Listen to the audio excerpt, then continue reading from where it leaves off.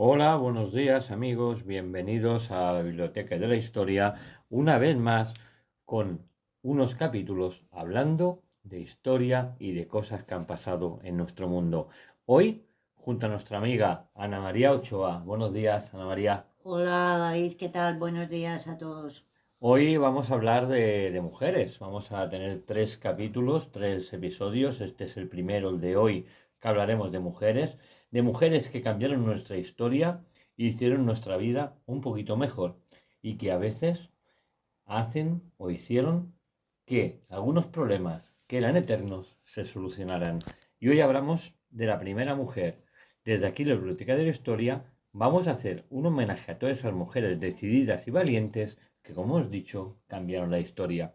Y lo vamos a hacer con Malala Yousafzai, activista pakistaní conocida por su defensa de los derechos de las niñas y las mujeres y especialmente por su derecho a la educación.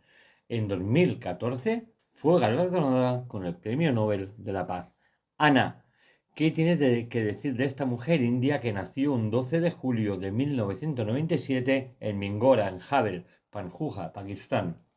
Pues David, esta activista era hija de unos emigrantes trabajadores que tenía dos hermanos y que con solo 13 años comenzó a escribir un blog personal que escribía bajo un seudónimo para no ser conocida. Su seudónimo era Gul Mackay y lo hacía para la BBC en ese blog narraba su vida bajo un régimen autoritario como era el del extremismo religioso islámico y yihadista, en donde ella vivía, en el valle del río Swat. En esos tiempos los talibanes obligaron a cerrar escuelas, tanto públicas como privadas, que prohibieron que las niñas entre el 2003 y el 2009 recibirían educación. En un documental en el 2009 en el New York Times presentó a Malala y en ese momento ella dejó de ser anónima. Estuvo marcada por esos yihadistas y en ese documental describía perfectamente cómo las niñas en su país tenían la imposibilidad de estudiar y recibir una cultura en todas las zonas que circundaban donde ella vivía. En un informe que hizo el ejército en esos momentos, aseguraban que los talibanes habían decapitado a 13 niñas y habían destruido 170 escuelas y colocado bombas en otros 5, David. O sea, que el ser mujer en ese país y recibir una cultura y una educación no era posible. Cuando los militares pusieron fin a la tiranía de los talibanes, Malala utilizó su fama para promover el derecho a la educación a todas las niñas. Pero un desgraciado 9 de octubre del 2012 fue víctima de un atentado por parte de un miliciano de esa organización de talibanes que abordaron el autobús escolar en el que ella viajaba y fue disparada en repetidas ocasiones y una de esos disparos le penetró el cráneo y el cuello, David. Sabemos que poco después se declaró que intentaran matarla de nuevo si conseguía vivir después de ese terrible atentado. Le dijeron que si sobrevivía a ese atentado la volverían a atentar contra su vida, la volverían a matar hasta que la liquidaran, ¿no? También recordamos que otras dos estudiantes fueron heridas en ese autobús. Ella, después del atentado, fue trasladada en helicóptero a un hospital militar donde se le intervino quirúrgicamente y el 15 de octubre de 2012 se le trasladó al Hospital Reina Isabel de Birmingham, en Estados Unidos, en Reino Unido, perdón. ante el temor de su seguridad y para la recuperación de la cirugía y la cirugía reconstructiva que estaban haciendo sobre el cráneo y el cuello donde había sido disparada, ¿no? Claro, porque nadie esperaba que sobreviviría a ese atentado. Evidentemente, se sabe que el talibán este la dejó en el autobús por muerta. Evidentemente, Ana, también milagrosamente el 4 de enero de 2013 fue dada de alta con un implante de placa de titanio y un dispositivo auditivo y ingresó en una escuela secundaria en Inglaterra. También hablamos que en el 2013 fue elegida por la revista Time a una de las personalidades más influyentes del mundo, ¿no? Pero en mayo de 2014 participó en la campaña para la liberación de mujeres estudiantes nigerianas secuestradas por el grupo islamista. Sí, todos recordamos ese secuestro de unas niñas nigerianas que estaban en la escuela y que fueron secuestradas por los talibanes, y todos sabemos el resultado. Lo más sorprendente es que el 10 de octubre de 2014, por sus méritos, fue galardonada con el Premio Nobel de la Paz, junto al hindú Kailan Saishee, activista de los derechos de los niños, convirtiéndose en la ganadora más joven de este premio. Ambos fueron premiados por su lucha en contra de la opresión infantil y a favor del derecho de los niños y a la educación. Hubo un comité que otorga los premios que hizo mención a la juventud de Malala y su lucha durante todos estos años por el derecho de las niñas a la educación y demostró, con ejemplo, que los niños y jóvenes también pueden contribuir a mejorar su propia situación. Y en 2017 se le otorgó la ciudadanía canadiense honoraria. Sigue tú, Ana, háblanos de ese 12 de julio. El 12 de julio fue designado ahí en el país que residía el Día de Malala, y las Naciones Unidas, que hicieron un discurso felicitándola en el día de su cumpleaños, declaró el general Ban Ki-moon, declaró el día 12 de julio el Día de Malala en honor a su coraje y a su activismo. Malala se casó en noviembre del 2021 con Nasser Malik, que era de origen pakistaní y que era el responsable de organizar los viajes de los partidos que realizaba el equipo nacional de cricket. Estamos hablando del Pakistan Cricket Board, ¿no? Sí, así es, David, es el equipo nacional. Y Malala siguió estudiando y luchando por los derechos de esas niñas y se graduó en 2012 en Ciencias Políticas y Económicas, porque todos sabemos que para ser un buen líder político deben estudiar ciencias políticas y económicas. Y allí es donde Malala puso sobre la mesa todo el problema de las niñas y de su incultura y que no se les dejaba estudiar.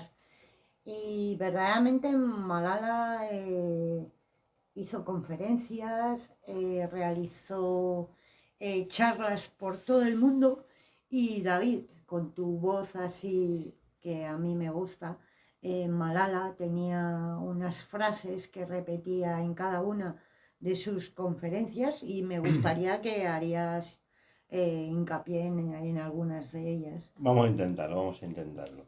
Las frases más célebres repetidas una y otra vez por la activista y que han dado la vuelta al mundo son las siguientes. Vamos a intentar poner la voz, como ha dicho Ana, para que todos ustedes entren en situación, ¿no?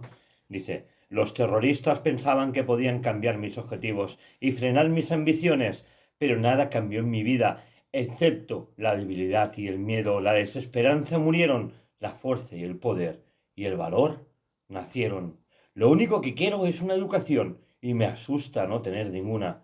Mi padre siempre dice: el heroísmo está en el ADN de los postunes. No me cubro la cara porque quiero mostrar mi identidad.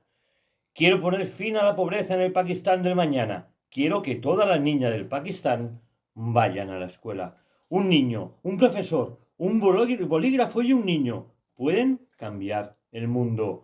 Volver al colegio me hace feliz. Mi sueño es que todos los niños en este mundo puedan ir a la escuela porque es su derecho básico. Palabras de Malala. Y ahora Nos vamos de Malala, una gran mujer, una gran activista, una gran defensora de los derechos humanos, a otra mujer, Ana María, que cambió el mundo. De una gran científica, Marie Curie, que nació el 7 de noviembre de 1867 en Varsovia, en Polonia, y que fue la última hija de una pareja de maestros que tuvieron 5 hijos. Ana María, háblanos de esta gran mujer, de Marie Curie. Pues David, Marie Curie, como bien has dicho, fue la precursora de muchos adelantos médicos y científicos en el mundo y era hija de un maestro de matemáticas, Brokislava, y su madre impartía clases de física, Vladislav. Marie, con una edad muy temprana, salió de su casa y la llevaron a un internado, el J. Sikorska, en el cual se graduó con una medalla de oro el 12 de junio de 1883. Estamos hablando de una incipiente Marie que era joven con 13 años y que se graduó con una medalla de oro. Habla de una mujer con grandes principios y grandes inquietudes por la edad que tenía. Sí, en un principio, con esa edad tan temprana, muchos de nuestros niños con 13 años solo se dedican a jugar, pero ella tenía ambiciones fuertes y debido a ese estrés y a ese colapso, en ese caso, Marie tuvo que pasar un año en el campo con unas amistades de su padre y durante ese año se recuperó y al año siguiente se trasladó a Varsovia con su padre. Pero en ese momento tuvo que dar clases particulares ya que no podía realizar más estudios superiores Era porque mujer, simplemente por el hecho de ser mujer. simplemente por ser mujer. Es cierto, David. Ese hecho hizo que ella, para poder sobrevivir, tendría que dar clases particulares. Y aunque era difícil para una mujer seguir estudiando con su hermana Bronislava, se fueron a esa entidad o institución clandestina y allí admitían a mujeres y siguieron estudiando lo que querían estudiar, pero clandestinamente. En 1891 partió hacia París y allí cambió su nombre por Marie Curie. Realizó sus estudios en la Sorbona y se decantó por las ciencias, evidentemente. Y como ocurrió en su niñez, realizó los estudios en la Sorbona y se graduó como la número 1 de su promoción. Aparte, una de sus aficiones, David, era el teatro aficionado. Suerte que no siguió su afición, si no, no podría podido salvar a miles de mujeres, ¿no? Y también a muchos hombres. Una mujer que realmente, al ser el primero de su promoción, al involucrarse en sus estudios, en la ciencia, en todo lo que ella creía, gracias a eso, el teatro pasó a segundo grado, Ana. Sí, porque en 1894 conoció a su marido, Pierre Curie, con quien trabajaba en el campo del magnetismo. Evidentemente le ayudó ese campo a descubrir lo que posteriormente les vamos a explicar. Y con 35 años su marido ya era una promesa en la física francesa. Se casaron el 26 de julio de 1895 en una ceremonia muy sencilla porque no hubo ni fiesta, ni alianzas, ni vestido blanco.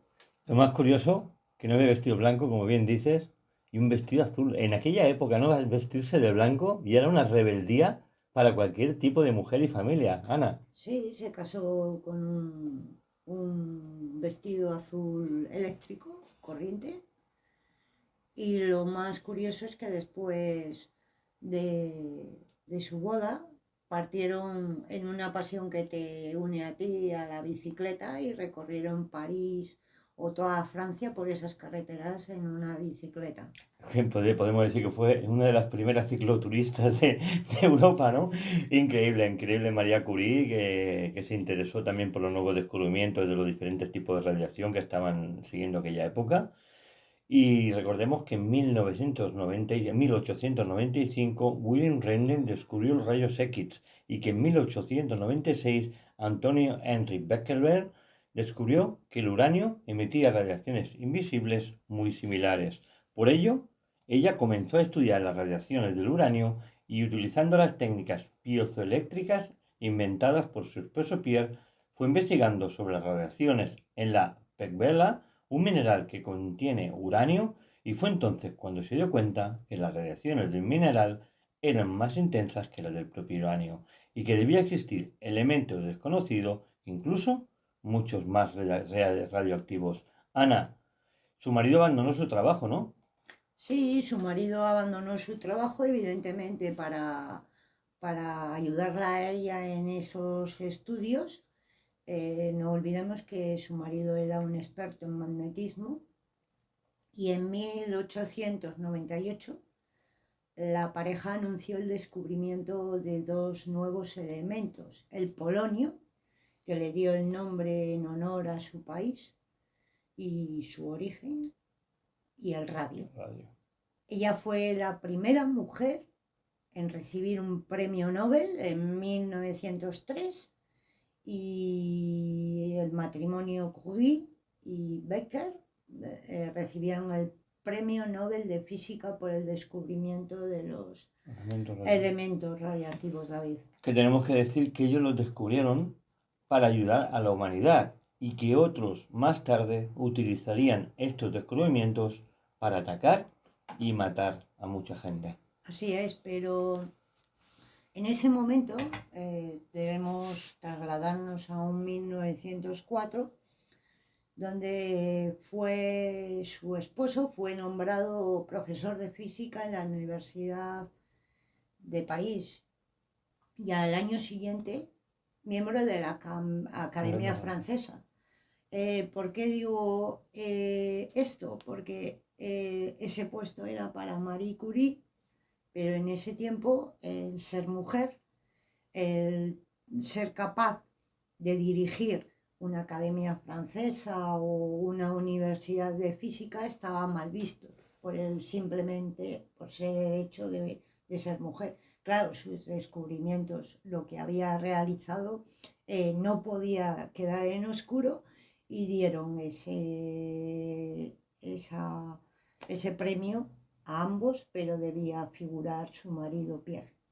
¿Me estás diciendo, Ana, que ella era la inventora, por decirlo de alguna manera, y que por el hecho de ser mujer no tenía derecho al premio y le dieron el premio a su marido? Me parece surrealista. Sí, pero en aquella época la mujer era la que quedaba en casa y una mujer no podía representar que tenía más capacidad intelectual que un hombre. Por eso se quedaron con el premio, figuró su marido y siguieron trabajando. Pero un 19 de abril de 1906 la tragedia llegó a la familia y su marido Pierre falleció atropellado por un carro de caballos mientras cruzaba la calle. Y a partir de ese momento Marie se encargó de sus clases y de seguir manteniendo esos experimentos que ella estaba haciendo. Hay que recordar que Marie y Pierre tuvieron dos hijas, entonces ella se quedó sola con los experimentos y tener que mantener a su familia. Pasaron los años y Marie evidentemente todavía era joven y en 1911 se le acusó de tener una relación. Esa relación fue tormentosa para ella, aunque después triunfó, pero esa relación hizo que ese hombre que estaba casado y ella, al tener relaciones con él, se le acusara de ladrona de marido, ¿verdad, Ana? Sí, ladrona, en la prensa apareció como ladrona de maridos y asimismo la catalogaban como la extranjera. Hay que recordar que llegó a un París en que todavía no se había revolucionado todo lo que era la sociedad. En ese mismo año le otorgaron eh, con gran expectación, digamos, un segundo Nobel, el Nobel de Química. Y ese Nobel se lo dieron porque siguió con sus investigaciones sobre el radio y sus compuestos. Y allí sí que recibió el premio que era honorífico y que le pertocaba. Fue nombrada, si no me equivoco, en el 1914 directora del Instituto de Radio de París, ¿no? Y se fundó el Instituto Curie, fue allí el principio de ese instituto tan famoso, ¿no, Ana? Exacto, allí fue el principio de ese instituto, pero al llegar la guerra mundial, sus hijas, que evidentemente siguieron la carrera de su madre, le ayudaban en esas investigaciones y descubrieron algo muy importante, David. ¿Qué descubrieron? Pues un aparato rayos X portátil que se llevaba en la guerra y iba de tienda en tienda en los frentes de batalla, ¿no? Y hay muchas imágenes y muchos vídeos vistos de la Primera Guerra Mundial con ese aparato de madera que iba de tienda en tienda, digamos, de los médicos, de los sanitarios, para ver las heridas o los huesos y hacer los rayos X a los soldados que estaban heridos, ¿no? Ana María, no sé si te refieres a eso. Sí, eso le valió a Marie Curie y a sus hijas la medalla de la Cruz Roja francesa. Pero en 1921, gracias a una periodista estadounidense, una mujer, Marie Meloney, le ofrecieron a Marie y a sus hijas trasladarse a Estados Unidos. Evidentemente, como todos los investigadores, falta de recursos. La colonia polaca, la comunidad polaca y algún millonario estadounidense que le interesaba que Marie se trasladara a Estados Unidos, le compraron los pasajes, la hicieron llegar a Estados Unidos y allí le pudieron comprar el primer gramo de radio, que parece ser que era bastante costoso, para que podría formar el Instituto de Radio y con ese dinero también pudieron crear el laboratorio que ellas necesitaban. Recordemos que por culpa de ese radio, por culpa de sus investigaciones, Marie Curie perdió la vista y finalmente falleció en julio de 1974 en Alta Saboya, en Francia, debido a la exploración o exposición prolongada de la radiación. Padeció anemia perniciosa, lo que hoy llamaríamos falta de glóbulos rojos, y fue avanzando poco a poco hasta su muerte el 4 de julio, como hemos dicho, de 1934, Ana. Así es, David, su larga exposición al radio, porque cuando nosotros nos hacemos una radiografía, los expertos que nos la hacen se ponen protecciones. En esos momentos no había protecciones y el adelanto en la ciencia y en la salud costó la vida de esa mujer valiente y que fue firme en ese experimento hasta que consiguió lo que hasta hoy hemos conseguido. Hay otros adelantos, pero el hecho de descubrir los rayos X fue un avance en la ciencia. Recordemos que no hace muchos años atrás, en nuestro país, en España y también en mucha Europa, en muchos sitios de Europa, existían centros en los cuales la gente, como cosa de moda, se iba a hacer radiografías o se iba a exponerse al radio o a elementos radioactivos. Incluso había una pasta de dientes radioactiva que se metían para que brillaran los dientes en la oscuridad. Esto era una cosa de moda hasta hace pocos días. Por tanto, claro, evidentemente la exposición al radio, todo esto hizo que Marie Curie perdiera la vida. Pero no solamente ella, mucha gente que creyeron que eso era una moda y lo utilizaron simplemente para estar más guapos y lucir los dientes por la noche. Sí, desgraciadamente David, como siempre, el ser humano, en vez de usar para el progreso de la humanidad todos los avances que tenemos, lo usamos de diferentes formas y a veces no acertadamente. Los restos de Marie Curie fueron sepultados junto a los de su marido en el cementerio de Chabot, ubicado a pocos kilómetros al sur de París. Hay una nota muy curiosa en el que Marie Curie estuvo en una conferencia, la conferencia de Solvay, en 1911, que se realizó en Bruselas.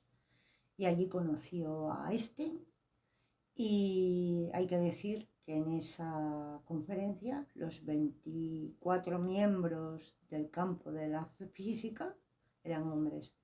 Marie Curie era la única mujer entre esos 24 miembros.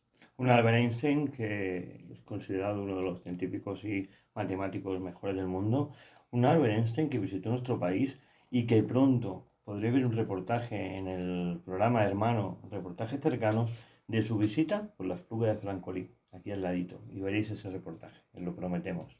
Tenemos que decir que una de las hijas de Marie Curie fue ganadora junto a su marido de un premio Nobel, y Irene Julie Curie recibió el Premio Nobel de Química en 1935 por su descubrimiento a los nuevos elementos radioactivos. Y bien, hemos hablado ahora de Marie Curie, de su investigación, del radio, del polonio, de todos estos elementos radioactivos, todo eso que nos ha llevado a poder hacernos una radiografía cuando hemos roto una pierna, cuando nos hemos roto un brazo, un dedo, o nos hemos hecho algún tipo de esguince, y que gracias a ello podemos curarnos. Ahora, después de eso, nos vamos a otra gran mujer.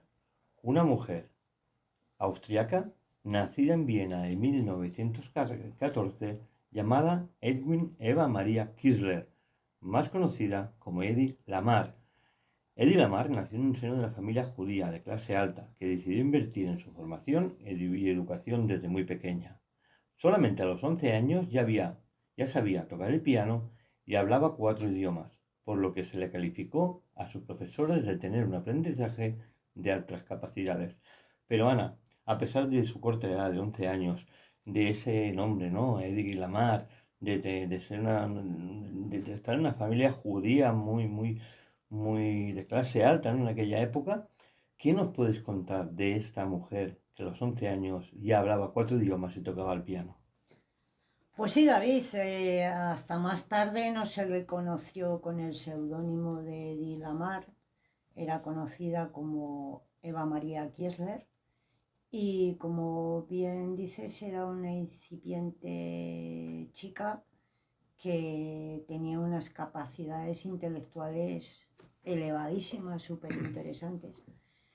Lo que hizo que a los 16 años, que estaba en una escuela de Berlín estudiando una carrera de ingeniería, la chica era preciosa, todos recordamos sus películas, le hizo hacer un cambio de vida, posiblemente por la incipiente edad que tenía de 16 años, y gracias a esa decisión que tomó, porque digo gracias, descubrió las artes escénicas y abandonó esa carrera, David. Lo que sí es cierto, que esa carrera de las artes escénicas en Berlín no tardó en alcanzar la fama por ese hecho, pero en 1933, con tan solo 18 años, Ana protagonizó el mayor escándalo de su carrera como actriz y fue el primer desnudo integral de la historia del cine en la película que se conoció como Éxtasis, dirigida por el director checo Gustav Marchetti.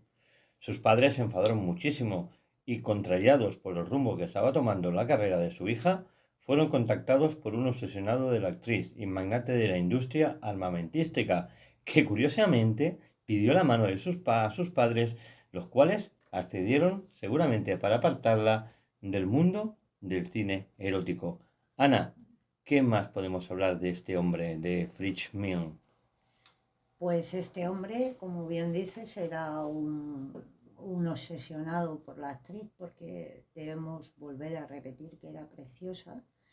Y lo que hicieron sus padres fue dar la mano consentida de esa niña, porque era una niña, y con ese matrimonio esperaban, primeramente, este hombre, como bien ha dicho David, era un magnate de la industria armamentística, por lo consiguiente tenía un gran poder adquisitivo y a su vez la llevaría por buen camino, pero Heidi siempre describió esa etapa de su vida como que fue una esclavitud.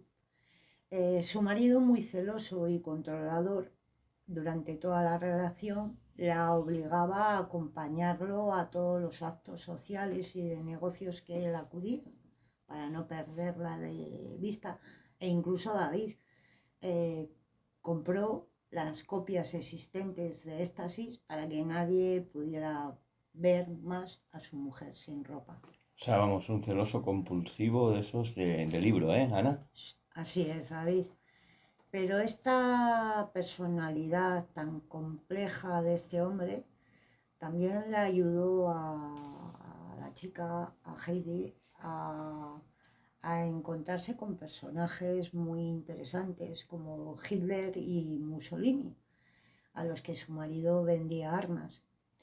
Heidi tenía una astucia que superaba con creces la de su marido. Como cualquier matrimonio de hoy en día, que quien diga que manda al hombre es mentira, señores. En casa siempre manda la mujer, Sí, por eso David, Heidi aprovechaba esas reuniones a la que estaba obligada a asistir y allí recopiló su importante información sobre la tecnología y las armas que usaban los nazis.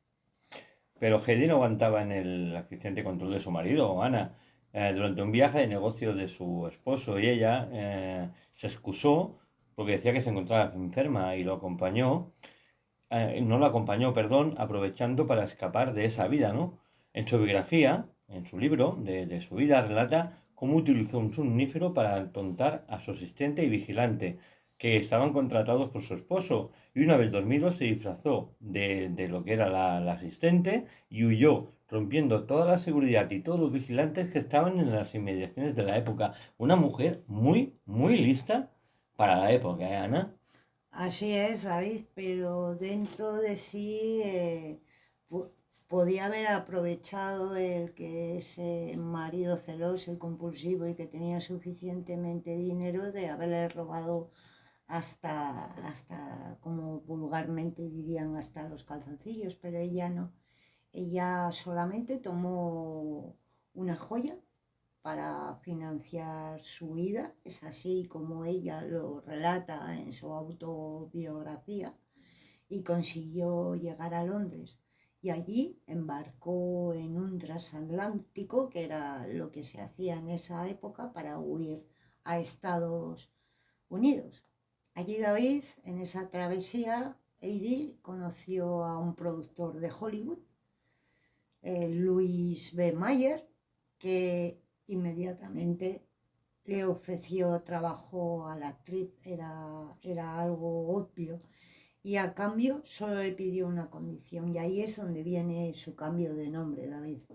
Eso seguramente pasó porque Mayer, todos conocemos a Industrias Mayer en Estados Unidos, que es un importante estudio cinematográfico, y seguramente él lo que no quería que nadie reconociera a su mujer, o sea, su futura mujer o su novia en ese momento, como la Heidi que había salido en desnudos y que había estado con ese hombre controlador, y para defenderla de ese hombre, porque no la pueden encontrar, decidieron cambiar el nombre, ¿no?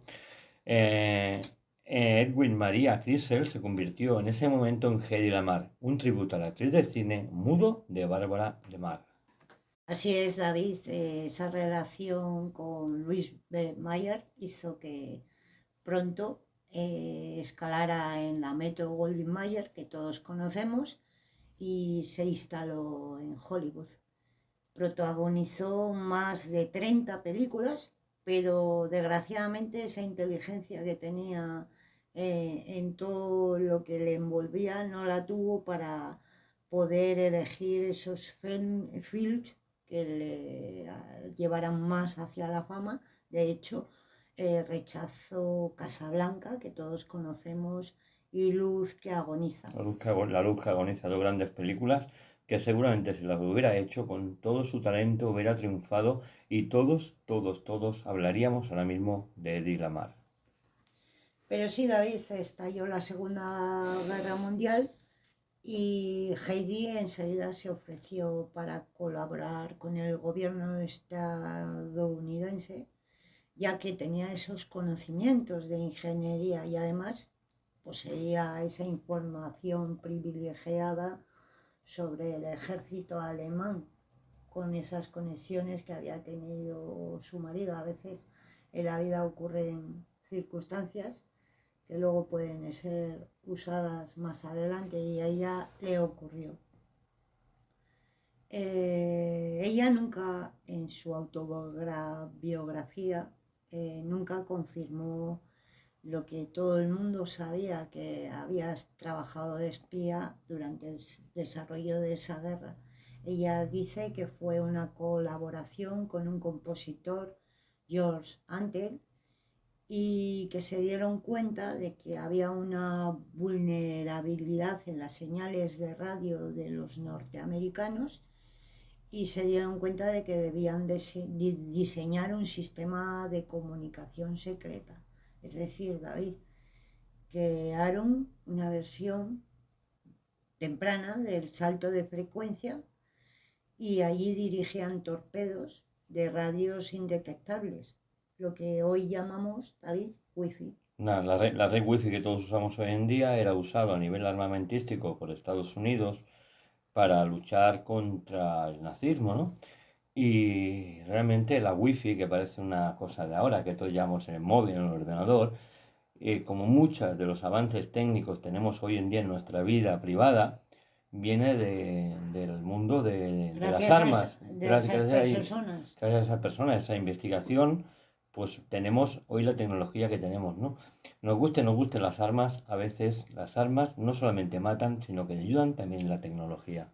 Exacto, David, aunque ese descubrimiento que fue usado para interceptar los mensajes que se transmitían a través de radiofrecuencia entre los grupos nazis o otros ejércitos, fueron avanzando y este descubrimiento de la mar se usó con patente verdadera en el año 1962, durante la crisis de los misiles de Cuba, que ya hablaremos más adelante. Sí, hablamos del telón de acero, hablamos de la Guerra Fría, hablamos de todos esos misiles rusos que estaban puestos en la isla de Cuba, que Estados Unidos, bueno... hablaremos más adelante de todo esto, Ana. Sí, entonces la mar sirvió de inspiración para la comunicación de los datos wifi. Heidi falleció en Estados Unidos el 19 de enero del año 2000 con 85 años, aunque verdaderamente fue reconocida como actriz y cuenta con una estrella en el Paseo de la Fama. Su importancia como mujer inventora, muchos de nosotros quizá hasta lo desconocíamos, David. Bueno, sí, pero también ese hecho hizo que destacara principalmente, pero de forma póstuma, ¿no? En vida no se le reconocía absolutamente nada, ¿no? Se reconocía más a Eddie Lamar por el desnudo y por sus escándalos al escaparse de su marido y al embarcar en Estados Unidos y al cambiarse de nombre y estar en la Mayer, que no por sus méritos como científica o como persona inventora de ese wifi que hoy en día usamos todos, ¿no? Así es, David. En 2014 fue incluida en el Salón de la Fama de Inventores de Estados Unidos y en su Austria natal, el Día del Inventor se celebra el 9 de noviembre, que es el día del cumpleaños de Heidi Lamar. Una fuerte mujer que realizaba todo lo que se proponía. Y yo pienso que fue una de las mujeres más que marcaron mucho el siglo XX. Su legado es incalculable, David, tanto para las mujeres en la ciencia como para la humanidad en general. Sin embargo, su impacto, desgraciadamente, al igual que el de tantas mujeres como Marie Curie, quedaron difuminados en la historia por el simple hecho de ser mujer. No solamente por el hecho de ser mujer, Ana, también ha habido muchos hombres discriminados en la historia. Recordemos Galileo Galilei, que se le cortó el dedo y fue encarcelado por señalar los astros, ¿no? Pues decía que no podía señalar, que estaba loco. Leonardo da Vinci, grandes genios, grandes mujeres, grandes genios que han sido Sí, encarcelados o castigados por sus creencias, ¿no? Y apartados simplemente como ella por el hecho de ser mujer, ¿no? sí, pero hoy estamos hablando de las mujeres que marcaron la historia y que no han sido, algunas sí, como Marie Curie, que fue reconocida, pero poca, creo que igual que yo recogiendo esta información para este reportaje, yo no sabía que Lamarck fue la precursora del wifi.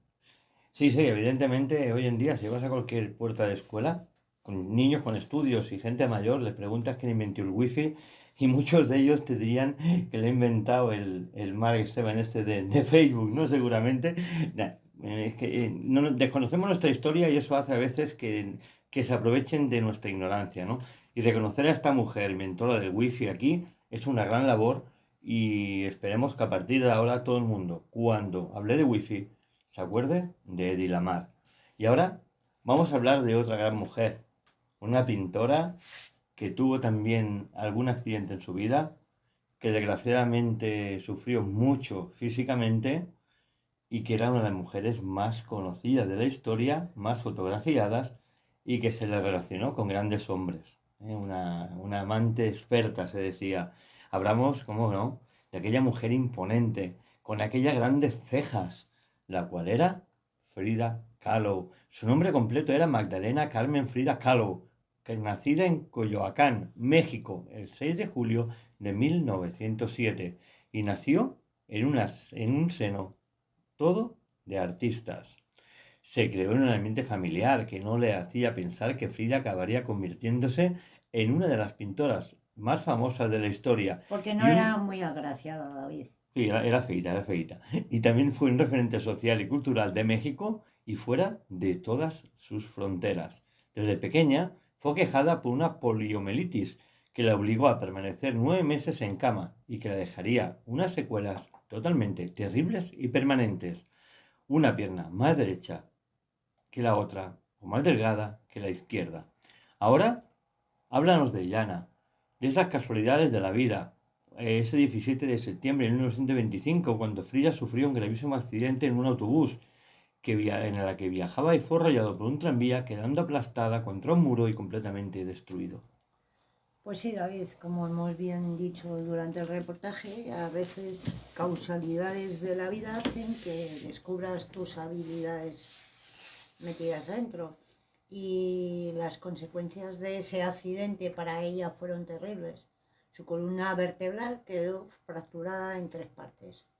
Sufrió roturas en 2 costillas, la clavícula en 3, el hueso pélvico en 3. Su pierna derecha se fracturó en 11 partes. Su pie derecho se dislocó, su hombro izquierdo se descoyuntó y un pasamanos que había a su lado la atravesó por la cadera izquierda hasta salir hasta por la vagina. Estamos hablando de la inventora del puzzle, Ana, porque sorprendentemente, bromas aparte, tela las heridas que causó ese accidente, ¿no? Pues sí, eso hizo que le marcara su vida, David, y hizo que también eso sería plasmado en sus cuadros. Frida, que nadie se explicaba cómo pudo sobrevivir, estuvo sin poder caminar durante 3 meses, David, y sufrió la friolera de 32 Casi operaciones. nada. Pero eso no le impidió que pudiera pintar y se le hizo un caballete especial en el que pintaba estando en su cama y tenía colocado en la parte superior un espejo en el que se veía a sí misma. De ahí esos famosos cuadros que pintó, porque fueron como autorretratos y ella aseguraba en sus memorias y decía que me retrato a mí misma porque paso mucho tiempo sola conmigo y ese es el motivo por lo que lo hago, porque yo sola me conozco. Pero esta Frida, aparte de pintora, fue relacionada con el nacionalismo revolucionario de su país. Y eso hizo que Frida vistiera con esos vestidos, esas faldas largas mexicanas, sus moños trenzados con cintas de colores y pendientes al estilo precolombiano. Ella estaba muy orgullosa de pertenecer a México y a ese estilo precolombiano. Eso hizo que lo plasmara en sus cuadros. En uno de ellos, el más famoso, el autorretrato que se le denomina Tejuana, que lo hizo en 1943, y se representa a ella con sus cejas y como una mexicana auténtica. Y allí acentuó además sus rasgos mestizos, porque hay que recordar que era mestiza, como se denomina allí en esa zona de México, porque tenía sangre española, india y alemana. Vaya mezcla, ¿eh? Vaya mezcla, ¿eh? Recordemos que en el mismo año realizó otro autorretrato, en el que su figura aparece recortada sobre plantas selváticas y rodeada de animales. En 1927, la pintora Frida reflejó que ella y sus ansias de felicidad y la constante amenaza de su propia destrucción, porque ella consciente de que sus sueños de amor y de hijos no podían nunca realizarse, e incluso todo el dolor que sufría, lo plasmó en esos cuadros. Frida empezó a frecuentar ambientes políticos, artistas, intelectuales que les llevó a la siguiente época. Ana, háblanos de esa época. Sí, David, hay que pensar cómo había quedado después de ese accidente, que físicamente estaba inválida, digamos.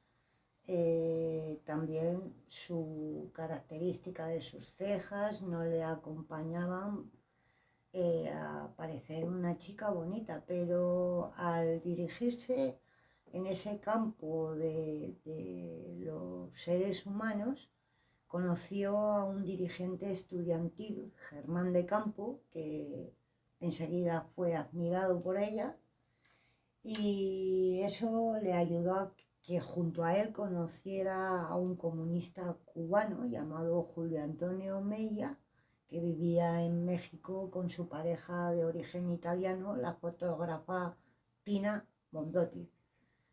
Tina y Frida se hicieron amigas y esta la empezó a llevar a esas reuniones políticas del Partido Comunista de México. Allí conoció a su futuro marido, el pintor Diego Rivera, el cual era militante de ese Partido Comunista en 1922. Frida también visitaba con asiduidad a Rivera en su taller, ¿verdad, Ana? Mientras este trabajaba en una serie de murales para el edificio de la Secretaría de Educación Pública. Ella mostraba sus trabajos, que llevaba una gran carpeta siempre con Rivera, y que quedaba realmente impresionado con sus cuadros y le animaba a seguir pintando. La artista, finalmente, contrajo matrimonio con Diego Rivera el 21 de agosto de 1929. Frida y Diego empezaron a celebrar grandes fiestas en su casa de Coyoacán, donde alojaron a personajes famosos que huían de los conflictos políticos de sus países. Algunos como André Breton o incluso León Trotsky. Un León Trotsky que fue asesinado por un catalán, por Ramón Mercader, quien clavó un piolet en su cabeza cuando Stalin lo echó prácticamente de la Unión Soviética, ¿no? En esa relación hubo amor, aventuras con otras personas, un vínculo creativo, un odio, un divorcio en 1939 y un segundo matrimonio un año después. Bueno, era una controversia de matrimonio que no se sabía nunca si estaban juntos, si estaban separados, Amor-odio. si ella se iba con uno, ella se iba con otro, lo que conoceríamos hoy en día por una relación muy tóxica, ¿no? Pero aunque Frida Kahlo al parecer era polígama y bisexual, las infidelidades de su promiscuo marido hicieron que las peleas entre ellos fueran algo cotidiano. O sea, increíble. Ella se podía acostar con quien quisiera, pero su marido también lo hacía, pero ella se enfadaba y él se enfadaba. Una cosa que no entendemos, Ana. Sí, eso hizo que esta relación tan tóxica diera lugar a esa parte psíquica de Frida que no encontraba su lugar o no encontraba su sitio y se acentuó en 1930 porque tuvo su primer aborto a causa evidentemente de esas lesiones que había sufrido en ese accidente de autobús y hizo que la empujara a una grave depresión, que cayera en un hoyo y después de otro segundo aborto, David hizo que eso destrozara psíquicamente a Frida. En ese momento, esa época, se vio perfectamente en sus pinturas, en sus trabajos, en sus obras, y hizo una obra muy importante que la marcó. Puede ser que estemos hablando de las pinturas y obras que están en el Hospital Ford o el Hospital Henry Ford, Ana. Sí, porque allí, mientras estuvo en ese hospital, se enteró de que su marido había tenido un lío amoroso con su propia hermana, Con Cristina. Cristina. Curioso, ¿no? O sea, todo quedaba en familia. O sea, aquí eran mezclados unos con otros y encima habían celos. Increíble. Esta historia es increíble, de verdad. Esa época marcó mucho todo el arte y todas las obras de Frida, pero sufrió otro duro revés en 1953.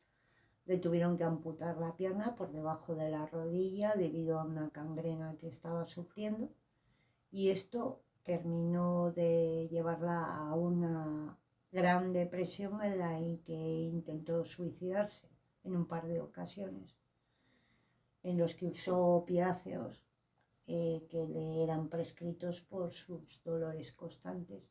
Frida Kahlo creó su propio personaje con su forma de vestir y arreglarse, con su vestimenta, sus abalorios indígenas y esa negativa que tenía de no depilarse las cejas y bigote. Pero había una pasión, David, juntada con los opiáceos, que era la cerveza. Recordemos que una depresión es una de esas enfermedades muchas veces que los demás piensan que son tonterías, pero que a la persona lo hunde en la más eterna miseria y que te hace descuidar tu aspecto físico e incluso tu vida, ¿no? Y llegas incluso a desear tu muerte, ¿no? Es una enfermedad brutal que sufren muchas mujeres y muchos hombres, que cada día se está acentuando más con los métodos de trabajo y el estrés que tenemos. Pero bueno, Frida lo llevó al máximo nivel, ¿no? O sea, ella lo pasó muy mal con el accidente, con los dos abortos, lo pasó francamente mal y es normal que llegara a ese punto, ¿no? Recordemos que Frida alcanzó la categoría de mito gracias a las fotografías que le hizo el fotógrafo americano de origen húngaro Nicholas Neuermeidt en 1937 y 1946, uno de los primeros en introducir la fotografía de color en Estados Unidos. Pero Ana, su pasión por la vida y sus ansias de libertad, minadas por sus graves problemas físicos, se resumen en estas palabras de la propia Frida. Pies, ¿para qué os quiero si tengo alas para volar? Durante este tiempo, Frida escribía poemas en sus diarios, la mayoría relacionados con el dolor y el sufrimiento. Pero ¿qué pasó el 19 de abril de 1954, Ana? Pues ese 19 de abril Frida ingresó en el hospital por otro intento de suicidio y aunque escribía en sus diarios que no volvería a recaer, el 6 de mayo tuvo que ser hospitalizada de nuevo por el mismo motivo. Toda su vida fue intentos de suicidio, bajones hasta el propio infierno y poco antes de su muerte, Frida afirmó que cuando moriría, decía: cuando muera que quemen mi cuerpo, no quiero ser enterrada. He pasado mucho tiempo acostada, simplemente quémenlo. Murió un día lluvioso, un 13 de julio de 1954. Frida Kahlo, para su entierro, fue vestida con un traje típico mexicano y con la mano derecha colocada sobre su pecho, alegando a su comunismo. Y cuando su cuerpo fue introducido en ese crematorio y sus cenizas fueron conservadas en la Casa Azul de Coyoacán, esa que salía tanto en sus retratos,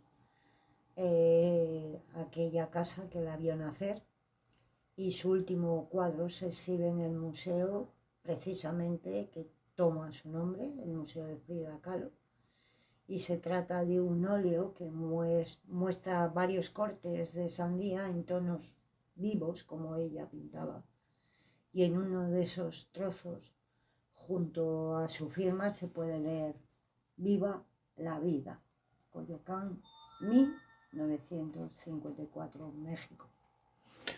Pues sí, Ana, una mujer que fue quemada después de muerta por su voluntad.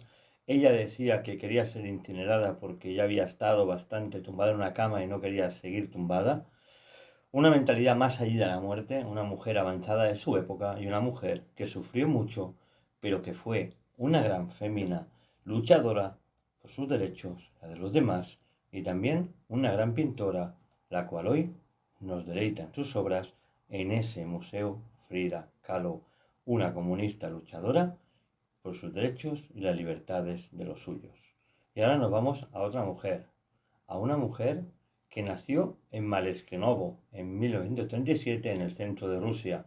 Hablamos de la conocida Valentina Tereshkova, donde sus padres habían emigrado desde Bielorrusia y su madre trabajaba en una planta textil.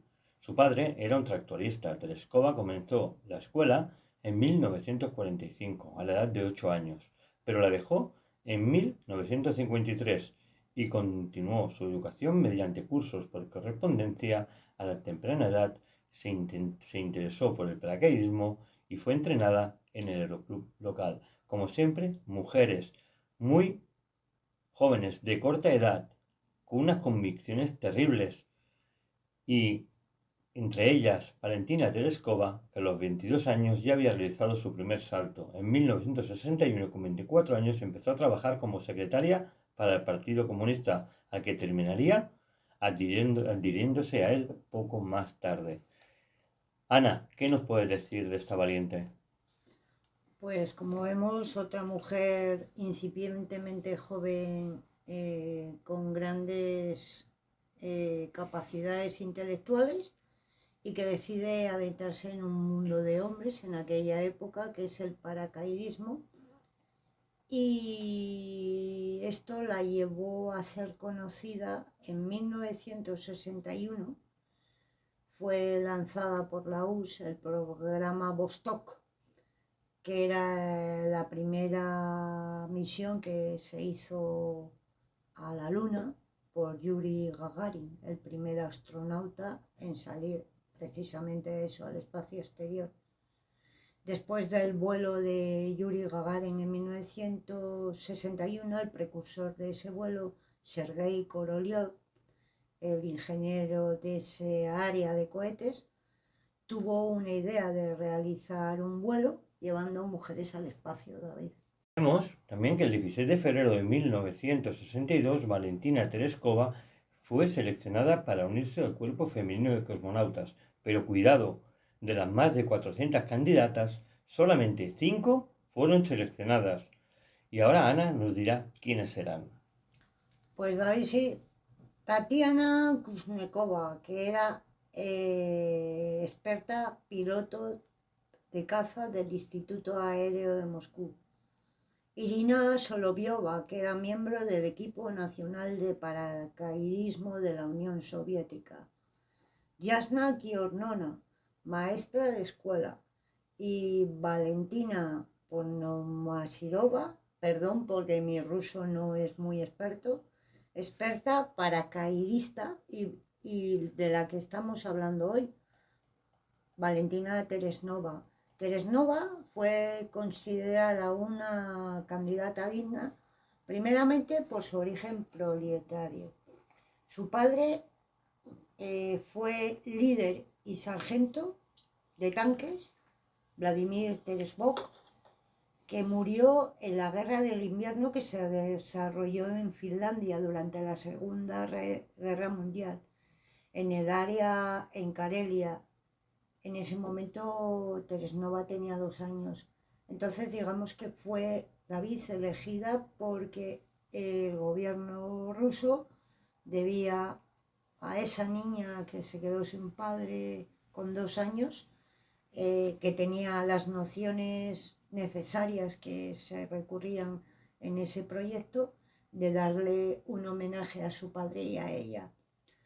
Después de esa misión que realizó Valentina, se le consultó qué podía hacer la Unión Soviética para agradecerle ese servicio que había hecho por su país, y Teresnovia pidió al gobierno que buscara el lugar donde había muerto su padre en acción, que ubicaran el sitio concreto en donde había muerto y que construyeran un monumento que actualmente está en Lemeti, en el lado ruso de la frontera, y en el que Teresnova ha visitado varias veces Finlandia para ver ese monumento en homenaje a su padre. Recordaremos que en la sexta misión del programa Vostok, en el que Tereskova se le conoció con el apodo de Chaika, que traducido a nuestro idioma es gaviota. Así, el 16 de junio de 1963, una nave llamada Voskov 6, con Valentina Tereskova como única tripulante, fue lanzada con éxito al espacio. Comenzaba la primera andadura espacial femenina. Sin embargo, más tarde se conocería a la propia protagonista que el vuelo no fue todo lo plácido que cabía esperar. ¿Qué pasó durante esos 3 días de viaje, Ana? Pues ahí durante esos 3 días de viaje, Teresnova experimentó lo típico que sufren todos los astronautas: náuseas, jaquecas, pero eso no le impidieron hacer su labor diaria, que era escribir el diario de a bordo y llevar a cabo todos los detalles de esa misión.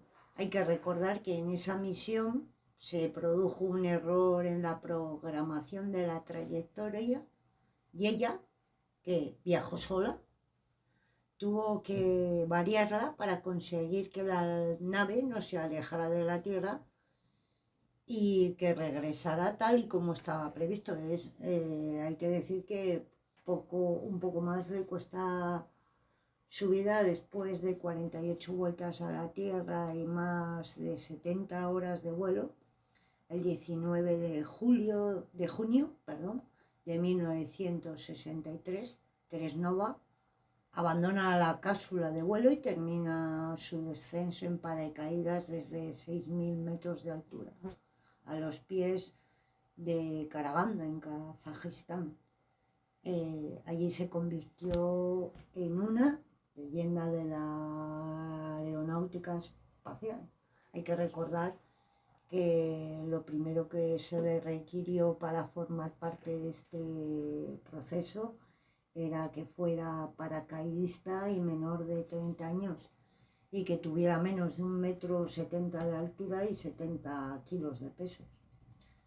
Cuando acabó su carrera espacial, Teresnova tuvo su primera hija e inició entonces su carrera política, David.